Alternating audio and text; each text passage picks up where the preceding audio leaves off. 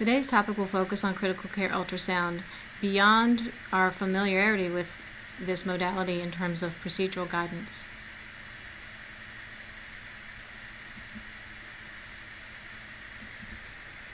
Bedside ultrasound is not intended to replace formal echocardiography or formal radiological studies.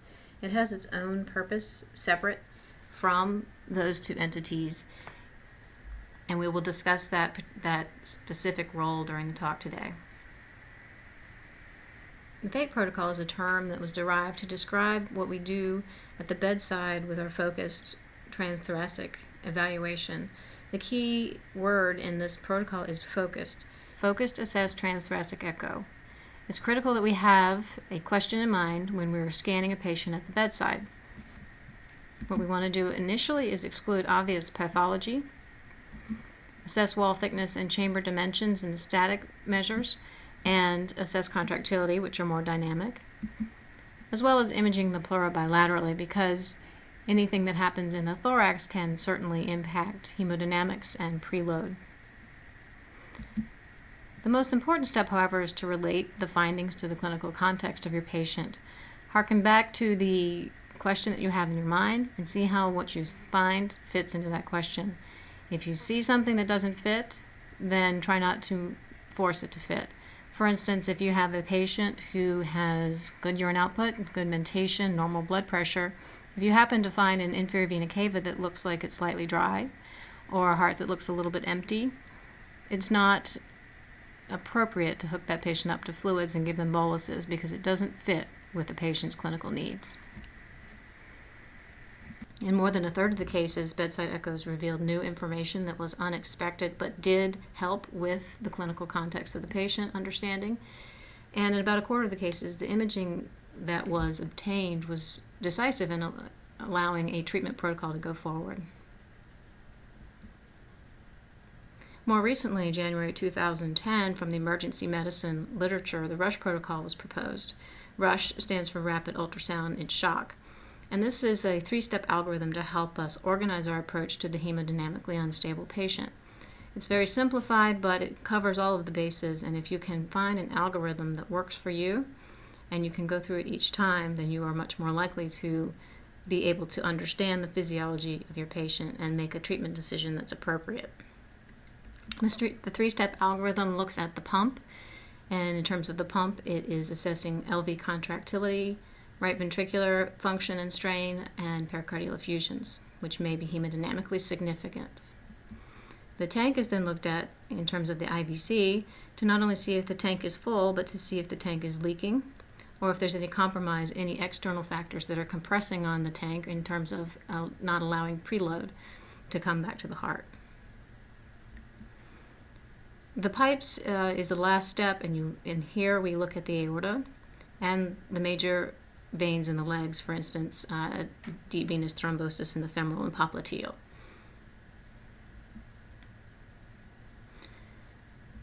Another proposed organization of the RUSH protocol is the term HI-MAP.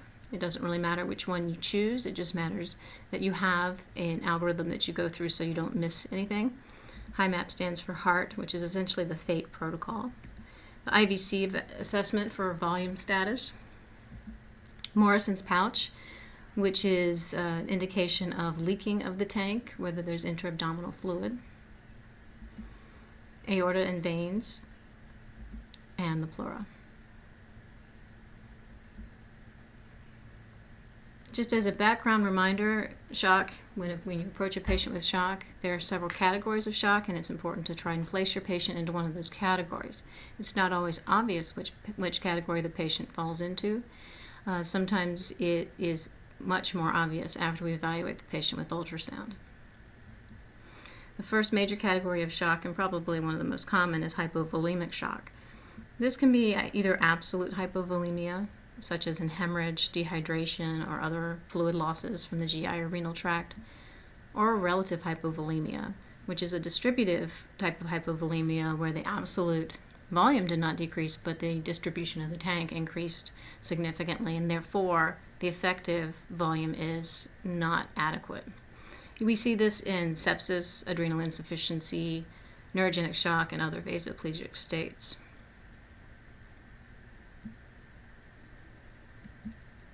Secondarily, from hypovolemic shock, either absolute or relative, is cardiogenic shock. Sometimes this is in description of diastolic dysfunction, which we often see in the setting of hypertension or tachycardia. But more often than not, when we're talking about hemodynamically unstable patients, we are describing a systolic dysfunction phenomenon, and this can be either global, such as in cardiomyopathy or Takatsubos, or regional in an ischemic situation, coronary artery distribution, or it can be structural with an acute systolic failure due to acute valve failure. Lastly, and most interesting findings often seen in this category on bedside ultrasound is obstructive shock. And here we're talking about any number of things that can impair outflow of blood from the heart or inflow of blood to the heart. And this can be physiology such as hokum with SAM, which we'll describe more later in the lecture, massive pleural effusion and ascites, tamponade, tension pneumothorax, and pulmonary embolus. So in keeping with the Rush protocol, we first evaluate the pump. So we're going to talk about cardiogenic shock first and focus on the left ventricle initially. It's also important to evaluate the right ventricle, but we'll take this stepwise. So the qualitative assessment of the left ventricular size and function is what we focus upon. We do not try to put a number on ejection fraction, and there's multiple studies to support that the eyeball method of evaluation of the left ventricle is perfectly adequate and very easy to teach people to use. So here we have three different left ventricular function examples. We have a normal, moderately depressed, and severely depressed.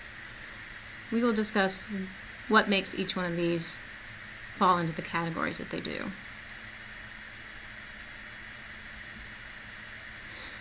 For normal left ventricular function, we're focusing here on the left ventricle, which is this chamber here. What we're seeing is the left ventricle squeezing the walls, thickening, and the walls coming towards the midline. We see a significant change in the chamber size with each contraction, indicating a relatively decent stroke volume.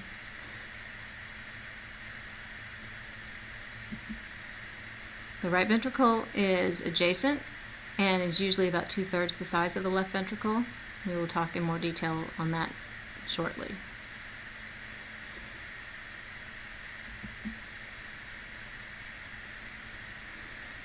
Another view of the left ventricle from the parasternal long axis view. We have here is the left atrium, mitral valve, left ventricle with the septum and the free wall. And this is the aortic valve and the aortic valve outflow tract, aortic outflow tract, and the right ventricular outflow tract. Not the whole right ventricle, but part of the outflow tract. You'll notice there are a few things in this view that we look for in evaluating left ventricular size and function. We are looking at the mitral valve briskly opening and smacking the septum as a marker of a normal left ventricular function. This is just one marker. Taken in isolation, it's not adequate, but when put in the rest of the clinical picture, is something that we look for assessing the left ventricle. In addition, we're going to look back in the chamber, just like we did in the apical 4 chamber view, and we're going to see that the walls thicken and the chamber size decreases significantly with each stroke. This is another marker of normal left ventricular function. Compare this view of normal function to the next view and see the differences. Here we have the mitral valve floating open because flow is so low and cardiac output is so low that it's only causing the mitral valve to float open. We see relatively no change in the chamber size, and the septum and the free wall are not thickening significantly. So this is relatively poor. So here's a severely reduced left ventricular function from the apical 4 chamber view, with the left ventricle here and the right ventricle here, mitral and tricuspid valves. In this picture, we can really appreciate a dyskinetic septum, and dyskinesis means not going in the direction it should. So during diastole, when this mitral valve opens, you would think that the ventricle septum would go towards the right ventricle as the left ventricle fills. And in this case, you can see it's randomly swinging one way and the other, and it doesn't seem to be correlated with the cycle of cardiac function. And this is probably indicative of a septum that is non-functional.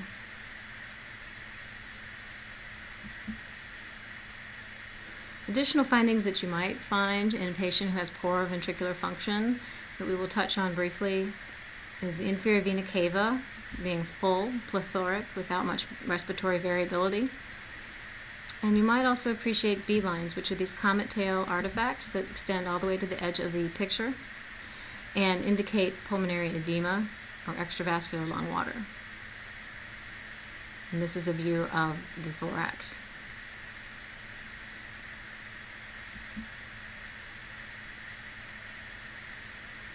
Going back and evaluating the right ventricle, we are looking for different things. The right ventricle has a different muscularity, different orientation of the fibers, and a normal right ventricular contraction is somewhat different from a left ventricular contraction.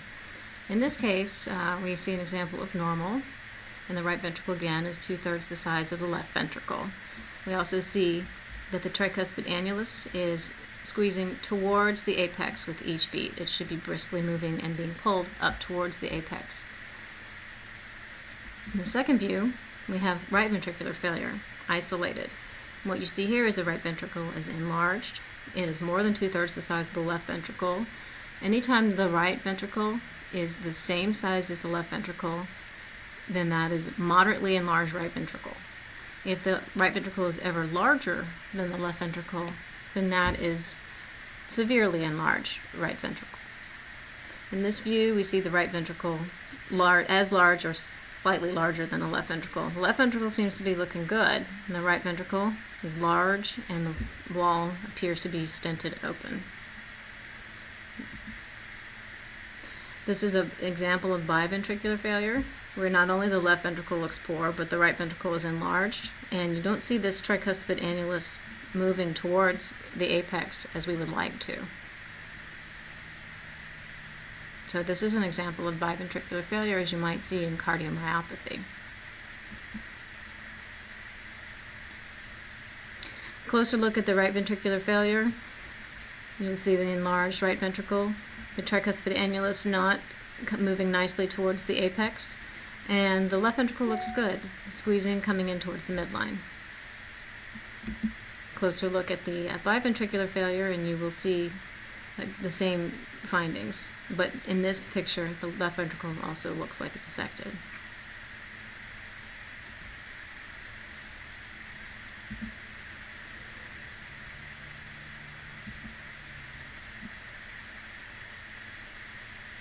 After looking at the left ventricle and the right ventricle from the long axis views of the apical forechamber and the peristernal views, we can turn the probe 90 degrees and get a short axis view of the heart.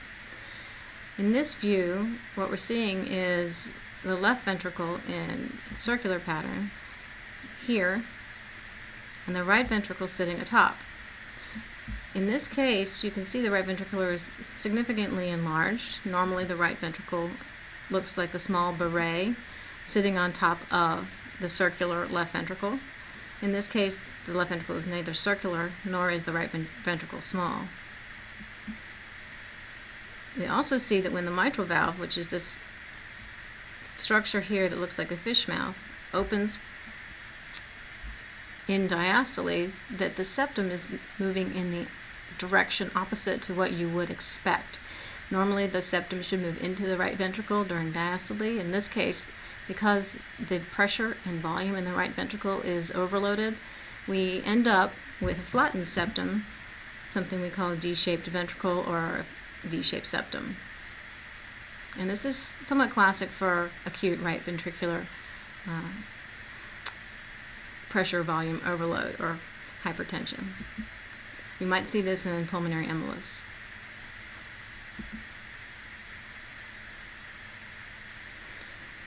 So we've talked about the pump in terms of left ventricle and right ventricle, size and function. And now we're going to talk about the tank and pipes. This is probably the number one question that comes up. People wanting to know, is this patient who is hemodynamically unstable going to be fluid responsive? And what we really are asking there to translate is, what is this person on the steep portion of the Frank-Starling curve? The steep portion of the Frank-Starling curve, as a reminder, tells you that if you increase the preload, then you will also increase the stroke volume. If you're too far out and your tank is too full, increasing preload does not increase stroke volume, and those are the patients that are not volume responsive. So we want to identify the patients on the steep part of the Starling curve so that we know that our therapy of fluid boluses will be effective without causing harm.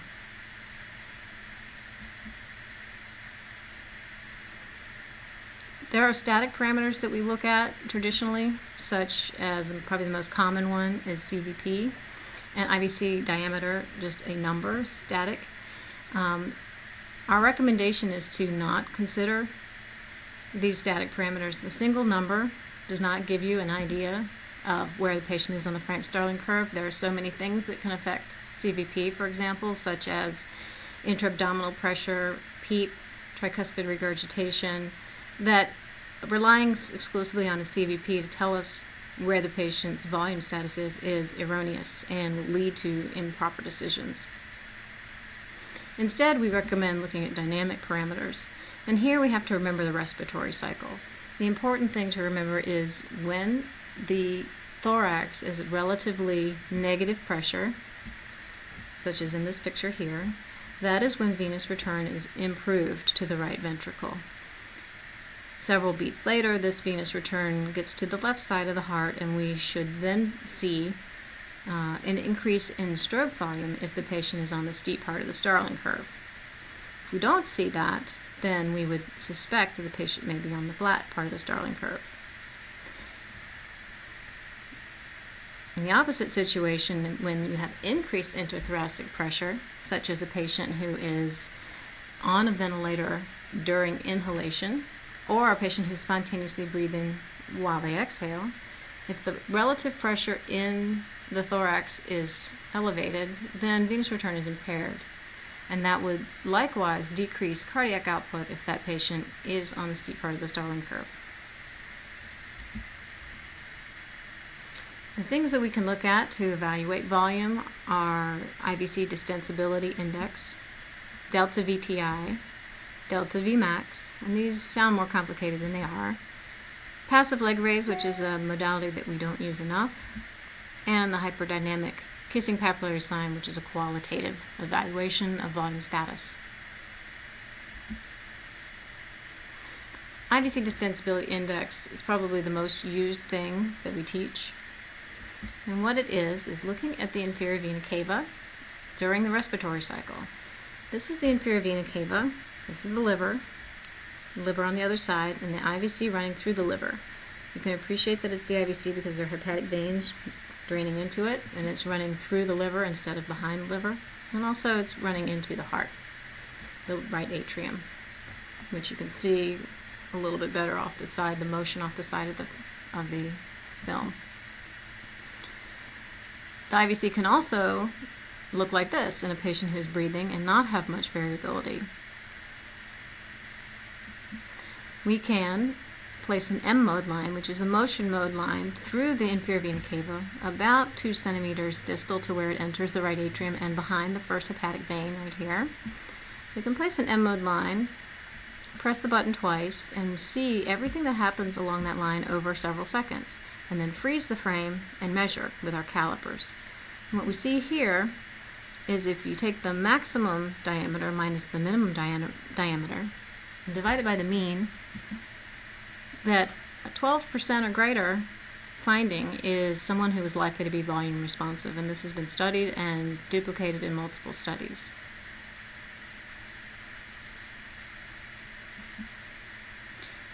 Likewise, we can place a pulse wave Doppler across the aortic valve outflow tract and evaluate the stroke volume through the aortic valve. This negative deflection envelope represents stroke volume through the aortic valve.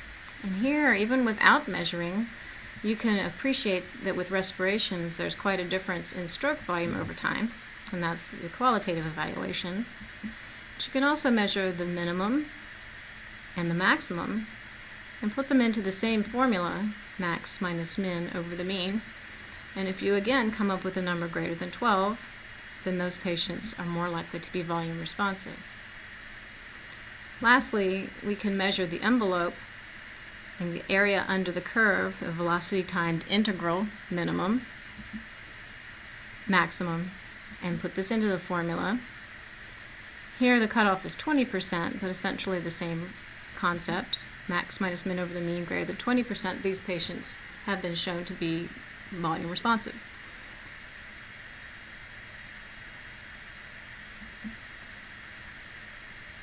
A cheap and easy study that we don't utilize enough is the passive leg raise.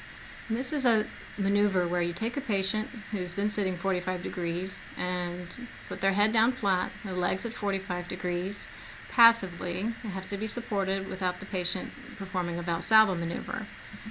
It's about equivalent to a 1-minute autobolus of 300 to 500 cc's, which is safe and reversible. This maneuver has been validated in diverse populations, including ventilated, non-ventilated patients, and patients in atrial fibrillation. What they found is that if you find pre-leg raise versus post-leg raise change in Vmax or VTI to be greater than 12%, then those patients will have about a 15% change in their stroke volume with fluid challenge, and therefore a 15% increase in their cardiac output, assuming no change in the heart rate. This is a fairly good test, sensitivity in terms of sensitivity and specificity.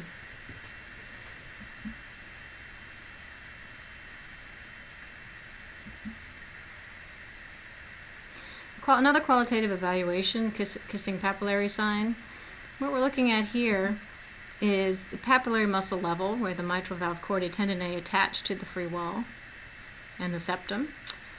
And what we're seeing is, in a hypovolemic patient, that the walls essentially kiss during a systolic maneuver. The stroke volume is so high that the ventricle is emptying and the walls are touching. This is a marker of hyperdynamic function, which we often see in hypovolemia and in distributive shock, which is the relative hypovolemic state. You see this, and you have to worry about a patient being hypovolemic.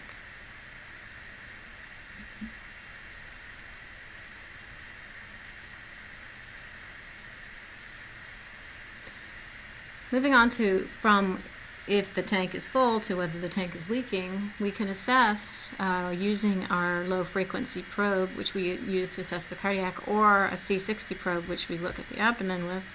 We can assess for free fluid in the abdomen. This is essentially the FAST examination.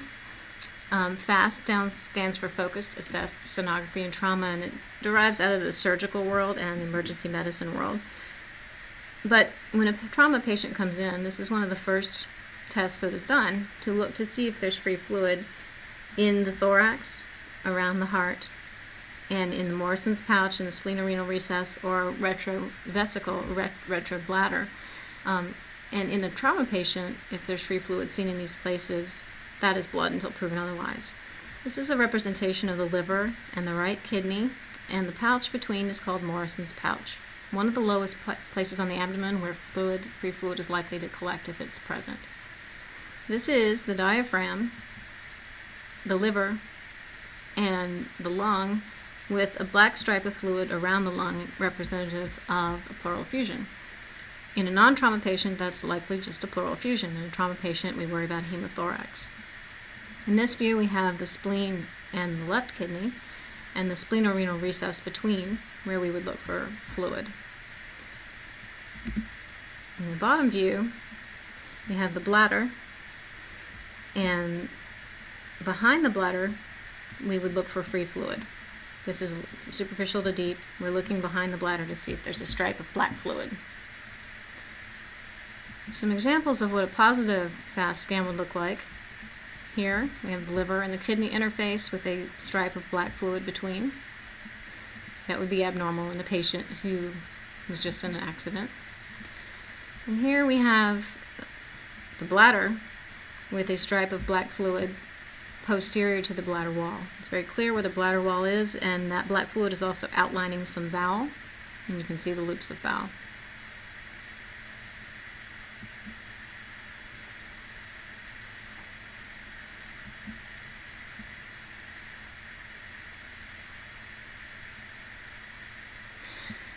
So now we've looked at the heart, the pump, and the tank, and we move on to look at the pipes. In this view, what we're seeing is from superficial to deep.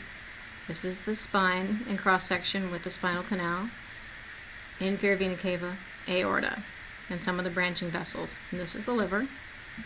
So as you move from subxiphoid region all the way down to the bifurcation of the aorta, we're looking at the aorta. There's the bifurcation right here. We're looking at the aorta to see if it has its integrity, if it's the normal size, or if it potentially has a dissection or a leak.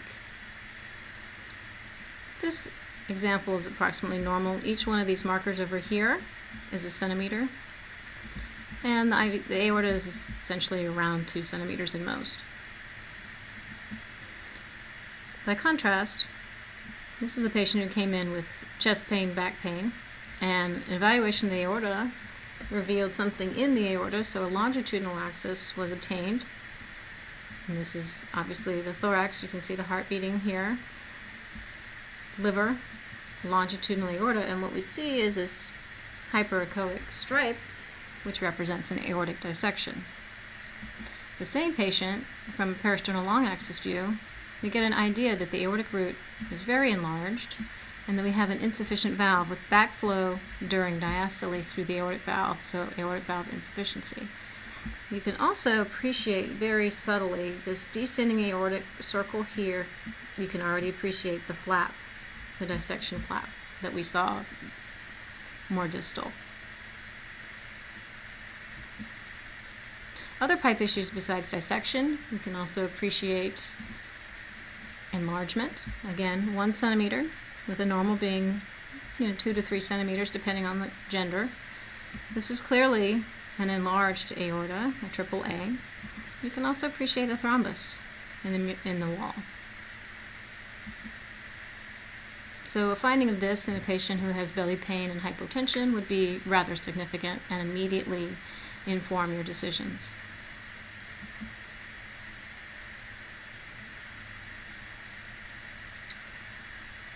Outside of the arterial world, in terms of looking at aorta, we can look at the venous, major venous portals.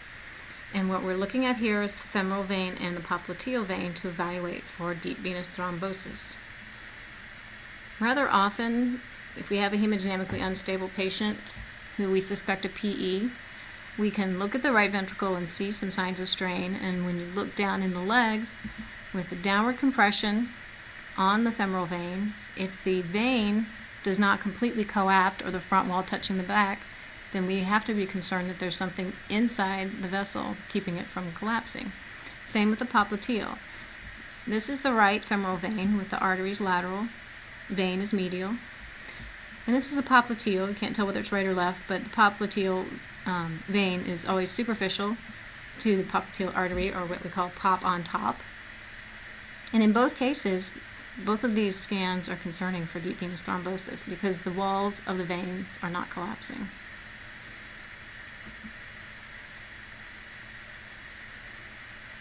Moving on to obstructive shock.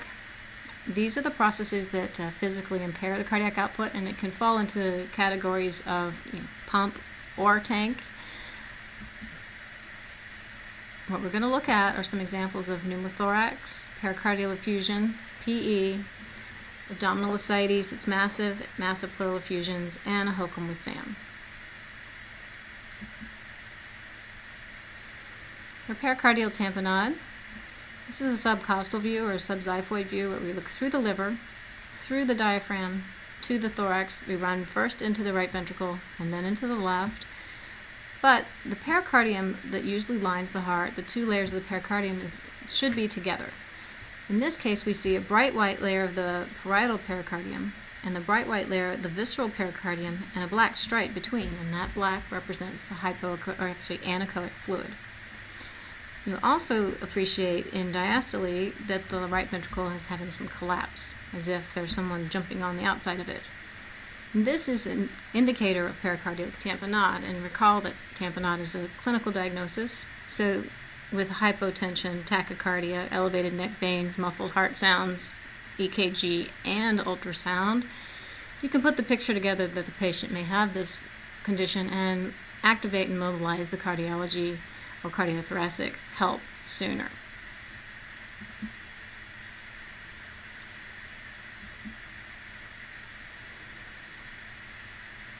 Pneumothorax. Here we can appreciate the pleural line of the pneumothorax. However, this patient is, as you can see, upright. Patients who are supine, however, the air from the pneumothorax will collect anteriorly, and chest X-ray is much less sensitive for finding those patients. Instead, ultrasound is far superior to chest X-ray for supine patients, and many of our patients are supine or not fully upright. We can find such things as a lung point, which is the point at which the lung falls away from the chest wall and becomes a pneumothorax. On the side that's normal, we see lung sliding at the pleural interface with breathing, and at the side, with the lung falling away here, we lose our sliding. All we see is the parietal pleura. And then we see A-line artifact, which is a marker of air, which you can see either in a normal lung or a pneumothorax. If we drop an M-mode line through the pleural line, then we can see on a pneumothorax side what appears to be a stratosphere sign or the barcode sign, with stripes all the way across. On the normal side, we see sky, ocean, beach. What appears to be the sky, waves on the ocean, horizon, and then the grainy beach. The motion of the lung back and forth as it slides creates this grainy artifact. When the lung is not sliding, you do not see this grainy artifact, which is a hint as to a pneumothorax. Chest X-ray is the best study we could find, was 75% sensitive, but most are more in the range of 50% sensitive for pneumothorax in supine patients, but ultrasound has much better test characteristics.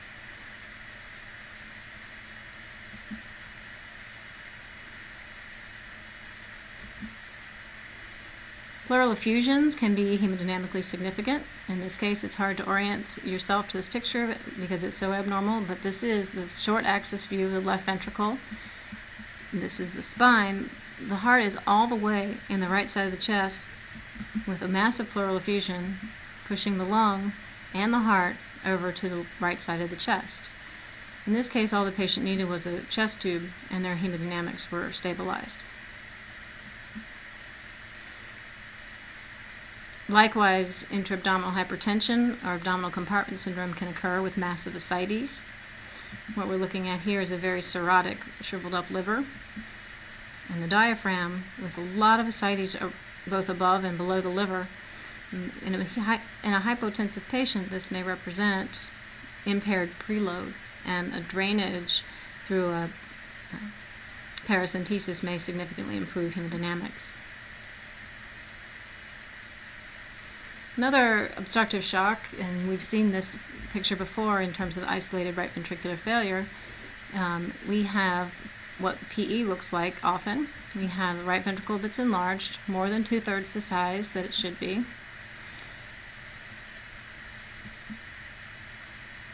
And we also see in this view what we call McConnell's sign, which is right ventricular lateral wall akinesis or dyskinesis, hypokinesis I should say, and then apical sparing, where the apex is actually working rather hard, but because of the acute nature of the pulmonary hypertension, the apex is not successful. We also see here the left ventricle is working overtime because it is very empty due to the obstructive nature of the right ventricular outflow. McConnell's sign has been said to be very sensitive and specific for PE. In this patient, if you see this and in the right clinical context, you might think about looking in the leg and performing downward compression on the femoral vein. If you find a non-compressible vein, then that's a DVT. And the clinical picture is significant enough to start therapy. This is especially helpful in our patients who are too unstable to go down to the CT scanner or who have another reason not to have contrast. These findings in the right clinical context can guide your therapy in real time and get the patient the therapy that they need.